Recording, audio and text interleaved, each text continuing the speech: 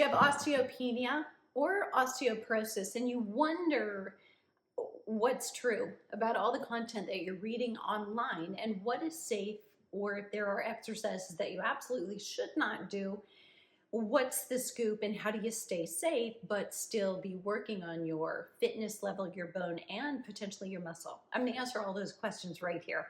I'm Deborah Atkinson. I'm the founder of Flipping 50. I'm 61. I'm also worried about bone density. Not worried, but concerned, focused, cautious, making sure the exercise I do directly relates. I'm in the boat swimming with you, and I've been doing this for 41 years. So inevitably, we've gone through huge changes. In 1995, I had to educate people on what osteoporosis was. Now it's a household word, and most of us know. But yet, when you get diagnosed, it changes everything. So give me a shout out in the comments if that happened to you. So you know what it is. It's low bone density, at least lower than where a healthy young adult was. Ideally where we were, but you know what? The truth is we don't know that because we didn't measure, we didn't do a DEXA scan when we were 30, which is where peak bone density is. Just a shout out to all of you who have daughters or daughters-in-law, however old they are. At the age of 30, it would be really great to have them do a bone scan. My son got married this past year. His bride is 30, and I said, I will pay for a bone scan for you. Let's find out where he can do one. So it's on our list of things to do, because if she knows, if they know where they are now at their peak, when they're 40 and 45 and starting to go through menopause, they're conscious of it, they're going to not get to 50 and 60 and feel sideswiped. Like, I was planning such an active retirement, but now can I do those things? So realize, number one, you are leaving a legacy. By you getting more informed, you can share this with others. But realize that with the experience that I have as a medical exercise specialist, as a strength and conditioning coach, even lifting heavy, doing high impact, I have a little osteopenia in my forearm. Not my dominant arm, my non-dominant arm. Typically it is our non-dominant arm that will be a little bit weaker. So let's talk about specifically, just a review, osteoporosis. Osteoporosis is 2.5 standard deviations. I didn't love statistics any more than most of you, but 2.5 standard deviations away from what they call a healthy benchmark. So it's generally an early 20-something young woman with very healthy bones. We're 2.5 or more standard deviations away from that, a significant enough difference. Now, the further we are from it, the higher risk we are of fracturing. It's good to know those numbers. So keep track when you get a DEXA scan, when you have it. Look at it, file it in your file. Know what it is, so you don't have to ask the doctor. You don't even have to go into your charm portal and find it. It's in a document, a file, so you can compare for yourself. I think it's personal responsibility, and you'll be glad you know that. Share that with a trainer, or if you're working with a physiotherapist for some reason, or if you're working with someone who, like me, is a medical exercise specialist and is experienced in working with it. You will hear a lot of trainers very flippantly say, oh, everybody has low bone density, it's not a big deal. And first of all, to a woman who has it, it's a big deal. That's her future, right? And that is, should I be concerned about falling and fracturing and my balance isn't as good as I thought it was? So it is a big deal. And yet, I want to also say to you, I see you, I hear you, I think the same way you do, but I want to give you the confidence that we now know we can reverse bone losses that have happened, even after 40, after 50, and after 60. Does it get a little harder? It does, but it doesn't get harder because it's not possible. It gets harder because we have other things going on, because we may have some arthritis, or we may have bone on bone. We've lost cartilage, not related to osteoporosis or low bone density, that makes it harder for us to do heavy weight or impact exercise. The direct line of defense for exercise that helps with bone density most is going to be the heaviest weight that you or I could safely lift. It's going to be different based on our personal experience and the conditions that we have. But if you can find that, at least you're doing the best you can. Don't let anyone tell you, or don't get scared if ideally it's 10 or fewer repetitions. We know that to be associated with about 80% of a 1 rep max. That may have just sounded like Greek to you, but that is an equivalent of a percentage of weight that is related to over here if you do that or fewer reps. So if you do 6 or 7 or 8 or 9, 10 reps, you're probably doing more bone good than if you're doing 11 and 12. And it does not work like this. A lot of times over the course of my career, since 95, when I've been talking about osteoporosis specifically, and 84, when I started this whole gig, a lot of women will say, well, can I just lift a lighter weight more times? Yes, for muscle, not for bone density. It does not have the same result. And I'm going to use the word impact, pun intended, does not have the same positive impact. So we need to push hard. When you push hard on bone by jumping, power moves. Now, some of you can't do that, not because of your bone, but potentially incontinence, prolapse, or the bone on bone that is bothering you otherwise. Even if you had a shoulder injury, you've got something going on here and you start jumping and doing high impact, we're going to bother that. So we've got to do risk and reward ratio. So I want to come back one more time. If you're looking at your exercise time, how do I spend it? Number 1, lifting as heavy weights as you possibly can, 2 or 3 times a week. Many women feel stronger, more able to lift with a kind of a better stimulus for that bone and muscle when they recover really well. That's just twice weekly lifting. And I want you to realize that fitness happens between the workouts. When we exercise, we're actually breaking down micro tearing muscles. Muscles also end up inserting into the bone, and so they're kind of pulling on the bone from each end. The heavier lift we do, the more reps, the more sets, the more pulling, and then that muscle is stronger. So walking around and cleaning the house, all the things that we just do in the day are helping you work on that bone density even more. So heavy lifting. Number 2 was impact. Now, I've done a whole series and I'll link to it here. There's a whole study on ground forces of movement.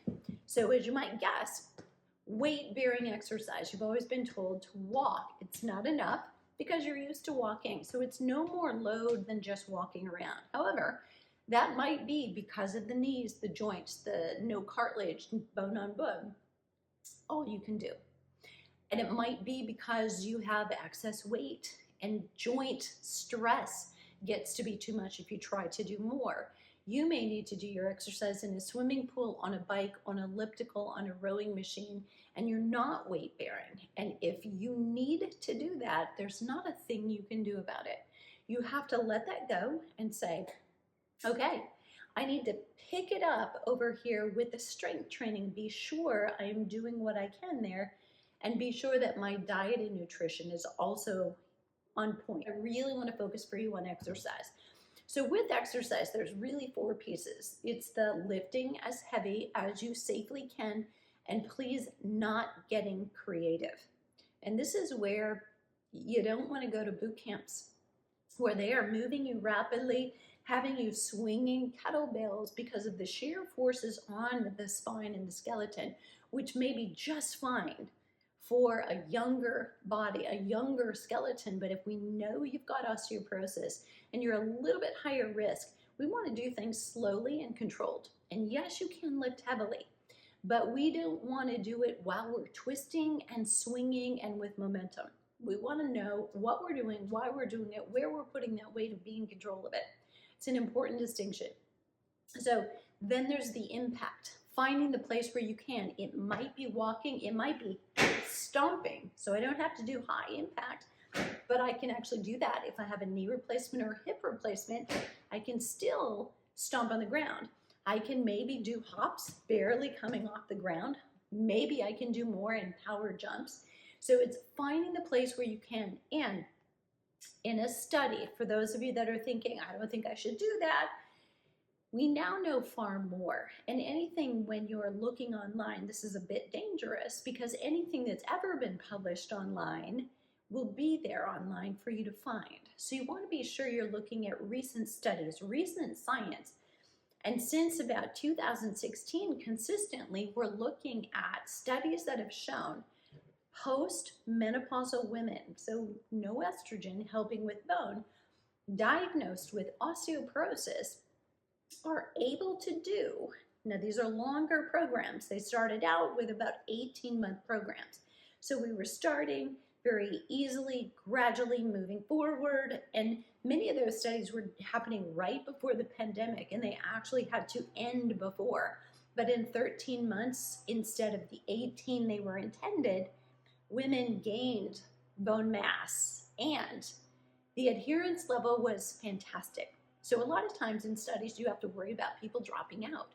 In this study with women who were doing high intensity, so they were getting breathless and doing impact and lifting heavy with weights, they actually really liked it. There is something that happens in your brain that is actually much better when it's high intensity as well, as opposed to lots of endurance or long and slow. Doesn't have the same lighting up here. It's like the Wi-Fi signal is stronger. I say that's a good thing. So know that you want weight training as heavy as you can, high impact.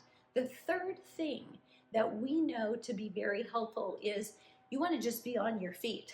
So we're here. If you're standing or you're sitting, we're countering gravity because gravity is pushing us down. So we'd be laying in bed if we were not countering it. So we are doing some spinal work, some conditioning for our skeleton.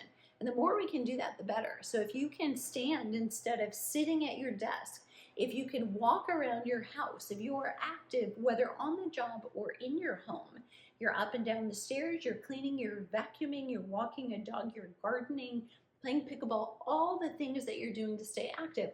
Also excellent for your spine and your skeletal system. So entire body does really well when you are up and mobile as opposed to sedentary. Now, for those of you that are thinking, oh my gosh, my job is killing me, don't go there, okay? What I want you to realize is all you need to do is stand 2 to 5 minutes, get up, go to the water fountain, go to the restroom, have that little bio break, and have it at least once in the morning, at least twice in the afternoon. Get up and move before work a little bit, move at lunch.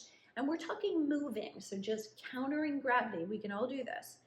The recent study I've shared with you, 10 air squats every 45 minutes during an 8.5-hour day showed to be more beneficial for blood sugar, unrelated to osteoporosis that we know of. Probably inflammation and blood sugar go together. Inflammation is also not good for bone, but we know that just getting up and down out of that chair, little bits of exercise matter. So let it stack up. Don't tell yourself that because you can't exercise for all day, or it's hard to get one in at night when you come home, that it doesn't count. It all counts. Moving consistently is actually better and shown to be more directly related to obesity and other disease than go to the workout and then sit the rest of the day. Who's healthier? The people who are moving throughout the day. Okay, so there's 3 things. Let's review them, all right? As heavy as you safely can. Impact as much as you can. Here's the protocol that you need to use. It's about 10 to 20 jumps. And you're going to do that 4 times, 5 to 7 days a week. Now let me show you how long that takes to do 10 to 20 jumps. Count with me. Are you ready? 1, 2, 3, 4, 5, 6, 7, 8, 10, 11, 12, 13, 14, 15, 16, 17, 18, 19, 20. Boom. I have to do that 3 more times at some point today, and I have satisfied the jumps, right? So small, not high impact today, but that's okay. I could do this in the airport, right? All right. Last but not least, I would have argued this is crazy not too long ago, but there has been a study published by Dr. Lauren Fishman, 12 yoga poses for bone density. It's a longitudinal study. It was done over 7 years, is to my knowledge, but I've seen it written up as over 10. So 7, I'm going to say, because I know for absolute certainty that's true. 12 yoga poses. Some yoga poses, as many of you know, you do them on the right and then you do them on the left. So that would mean 30 seconds in that case, right? So tree pose on one side, tree pose on the other side, 30 seconds. We're not talking exertion. We're not talking impact. We're talking something that's probably also good for your balance and releasing sore and tight muscles and opening up postural muscles and needs that we all have anyway. So 12 minutes of yoga poses. So let's talk about it, because I would have been the most skeptical about how is that bone density, right? But what it is when I said being upright, we're countering gravity if we are upright. We're countering it best if we have better posture, right? But when you think about yoga, it forces you to be in better posture, has you thinking about better posture. And you're also often putting your spine in positions where you wouldn't be. Maybe your spine is horizontal to the floor, not just always upright. The work is greater. So if we put one leg on top of the other for a tree pose and we're just holding here, your spine on one side is working a little bit harder to hold you upright. That all matters. There they are, the 4 types of exercise that are most beneficial for bone density. Lift as heavily as you safely can. That's different for all of us. Number 2 is do as high impact as you can, 5 to 7 days a week. It's going to take less than 2 minutes to actually check that box. Move throughout your day. So it also might be going for a walk. That's definitely going to count. Lots of steps, lots of movement, but also throughout the day. Don't just sit for the next 8 hours because you're at work. Keep yourself moving. And last but not least, put yourself in some yoga poses where all the muscle is also pulling on those bones. But by no means would I suggest that you stop activities that you were already doing. Now, if you were ever pregnant, do you remember this advice?